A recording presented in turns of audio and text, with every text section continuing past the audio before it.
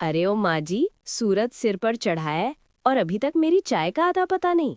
क्या सारा दिन बर्तन ही रगड़ती रहेंगी? ओफ माँ जी, ये बर्तन की खटपट बंद करिए। रात भर नेटफ्लिक्स देखा है, अभी तो आग भी नहीं खुली और आपकी किचकिच शुरू हो गई। यह कहानी है रामपुर गांव की, जहां सुबह की शांति अक्सर संता जी के घर के शोर में खो जाती थी। चलिए देखते हैं कि क्या एक मिट्टी की मटकी इन जालिम बहुओं के तेवर बदल पाएगी। बस अभी लाई बहू, पानी जरा ज्यादा ठंडा था तो हाथ सुन हो गए थे, इसलिए देर हो गई।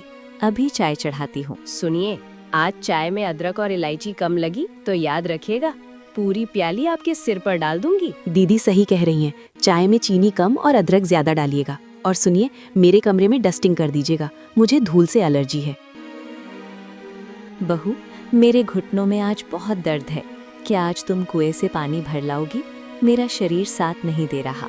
देख रही है छवि, इनका बुढ़ापा बस बहानों में बीत रहा है। काम के नाम पर नानी मरती है इनकी।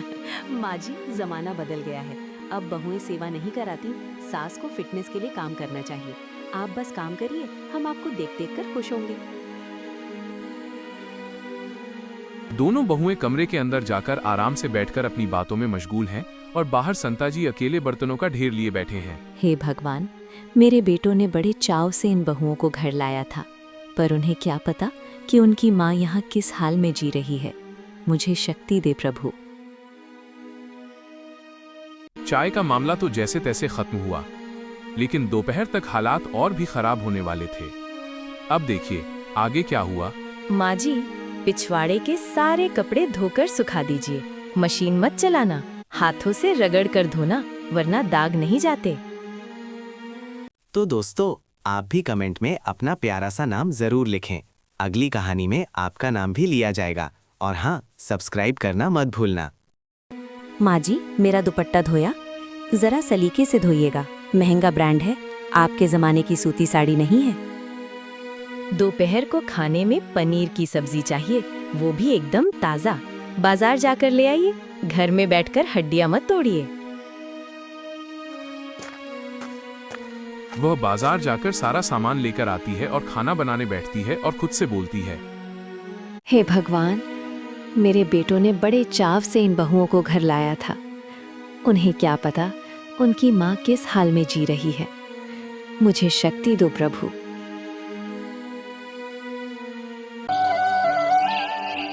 अगली सुबह जब माँ जी पानी भरने निकली, रास्ता सुनसान था। पेड़ के नीचे एक साधु चुपचाप बैठे थे। जैसे ही उन्होंने माँ जी को दूर से आते देखा, साधु ने गहरी आवाज में कहा, ठहर जा बेटी, इन कांपते हाथों में इतना बोझ।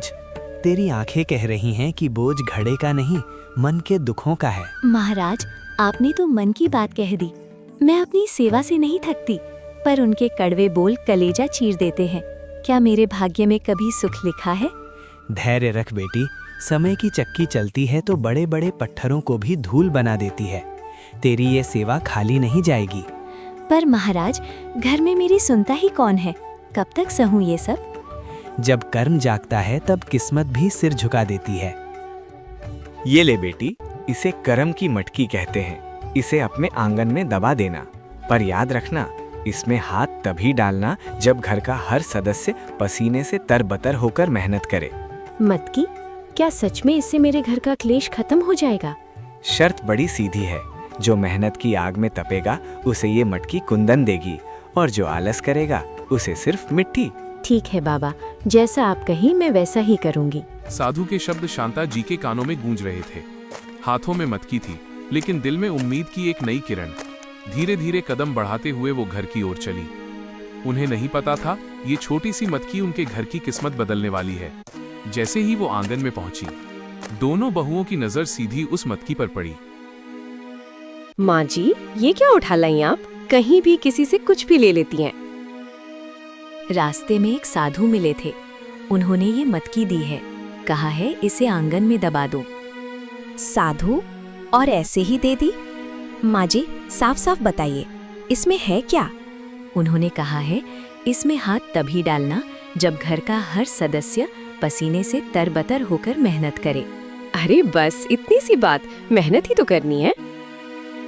दीदी, अगर सच में इसमें से सोना निकला तो? सुबह का समय। सास आंगन में भारी बाल्टी उठाने की कोशिश कर रही है। अरे माँ जी, आप ये भारी बाल्टी क्यों उठा रही हैं?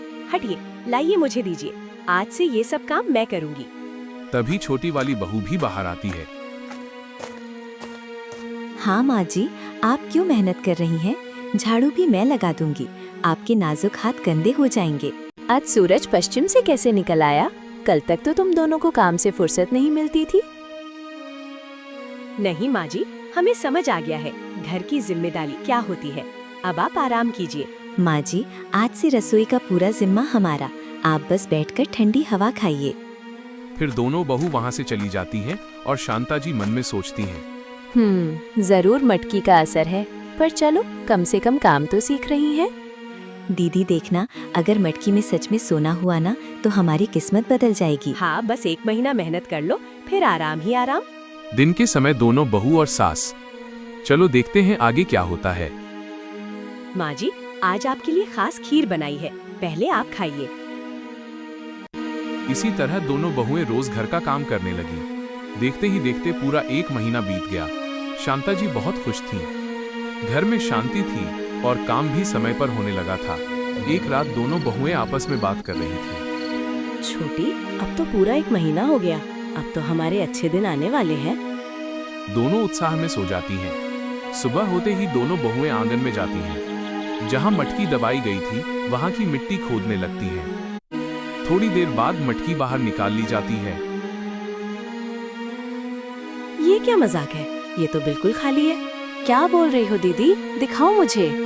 सच में इसमें तो कुछ भी नहीं है, हमारे साथ धोखा हुआ है। माँ जी, जरा यहाँ आइए। शांता जी बाहर आती हैं। क्या हुआ? इतनी सुबह क्यों शोर मचा रखे है? माँ जी, आपने कहा था मेहनत का फल मिलेगा, लेकिन मटकी तो खाली है। हमने 1 महीने तक जी जान से काम किया, फिर भी कुछ नहीं मिला। दोनों बहुएं गुस्से में खड़ी हैं। सास भी बाहर आ चुकी है। तभी वही बाबा आ जाते हैं। बहुओं, मटकी खाली नहीं है। जरा ध्यान से देखो, इस घर में क्या बदला है। पहले इस आंगन में रोज कलेश होता था, आज शांति है। पहले तुम्हारी सास के चेहरे पर चिंता रहती थी, आज मुस्कान है। पहले तुम दोनों आलस में रहती थी, अब मेहनत से घर संभालती हो। यही असली सोना है। बेटियों, मैंने बाबा से कोई जादुई मटकी नहीं मांगी थी। मैंने तो बस ये दुआ मांगी थी कि तुम दोनों समझ जाओ, घर काम से नहीं प्रेम से चलता है। क्या तुम्हें नहीं लगता पिछले 1 महीने से तुम पहले से ज्यादा खुश हो? माँ जी, सच कहे तो पहले काम बोझ लगता था, अब अपना सा लगता है। बाबा मुस्कुराते हैं और आशीर्वाद देकर चले जाते हैं। उसके बाद वो सास बहू खुशी खुशी साथ रहने लगती हैं। सीख, मेहनत और आपसी तालमेल ही घर की असली सुख समृद्धि है।